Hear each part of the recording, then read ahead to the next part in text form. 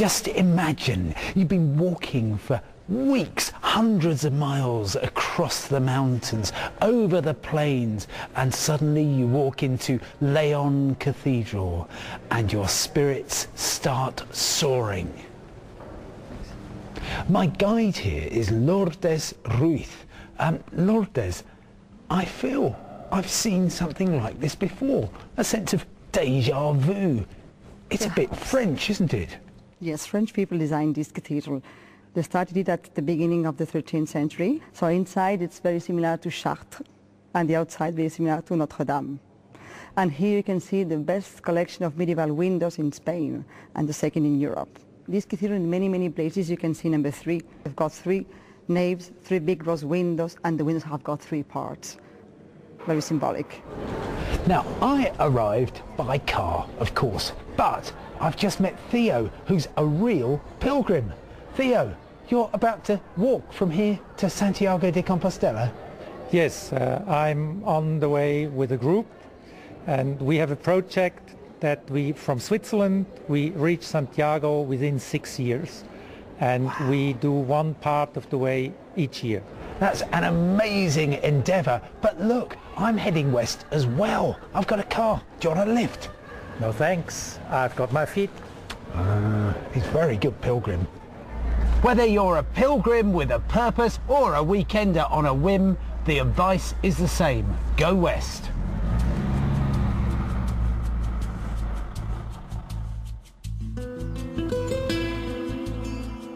This must be one of the loveliest drives in the whole of Spain.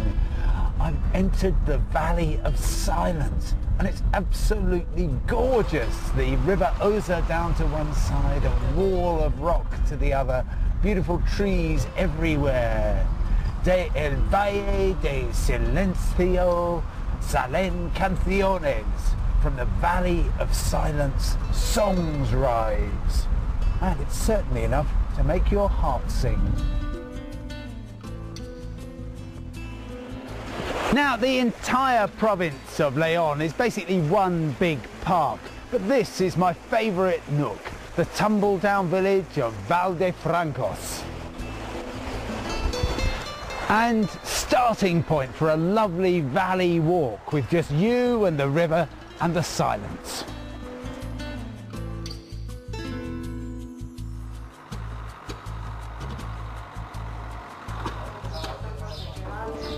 Now, I've never had brunch anywhere quite like this before, but then I've never had brunch in a palace before. The Palacio de Canedo is a restaurant, it's somewhere you can stay, and it's a working winery. From the balcony, you can see more or less forever, but you can't see any tourists. Of course, if you've had more than just a sip of wine, you really shouldn't drive immediately, so you might just want to see if this room's available for a bit of a lie down.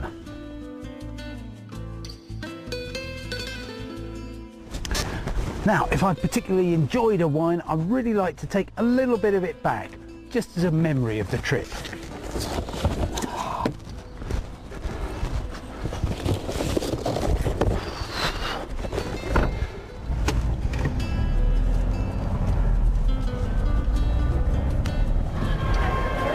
For pilgrims, it's a tough 2-day hike from León to the ancient town of Astorga. But luckily, it's less than an hour by car, and as they say, well worth a detour. Just as Canterbury is so important to England, so Astorga is to Spain. And, I must say, just a little bit warmer.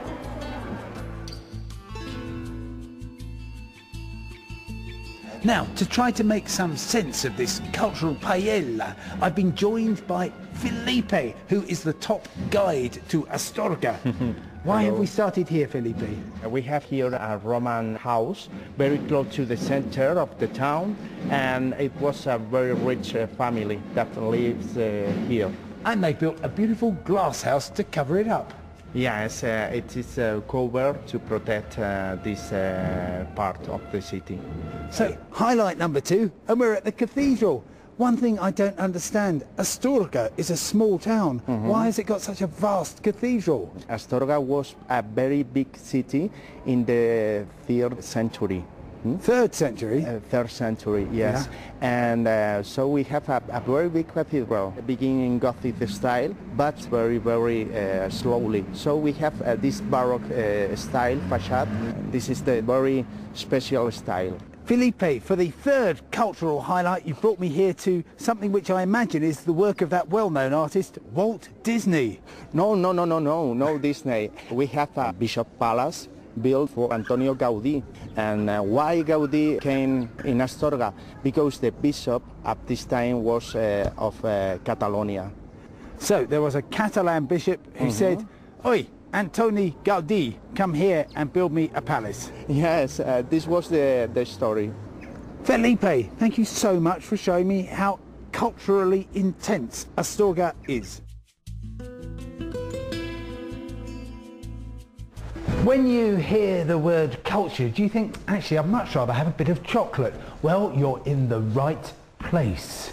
In 1519, Hernán Cortés became the first European to discover chocolate, and within a couple of centuries, Astorga had cornered the market in the stuff. Even a century ago, there were 50 factories in the town, and this celebrates it. It's the Museum of Chocolate. Best of all, at the end of your visit, you're invited to sample the stuff from 11 different varieties, from 90% cocoa all the way down to extra fine. 53%. And exquisite.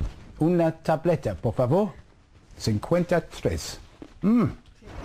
The raw rocks of the mountains, the soft stone of the churches, and layer after layer of history combine to make León, both the city and the province, a compelling, monumental destination. Yet, for the vast majority of visitors to Spain, it's off the map, which gives it a kind of purity of character that's frankly seductive. So, my advice, let yourself go, and go to León. Back on the Via Principalis, and here's the they've all gone. Sorry. For pilgrims, it's a tough 2-day hark the herald angels sing.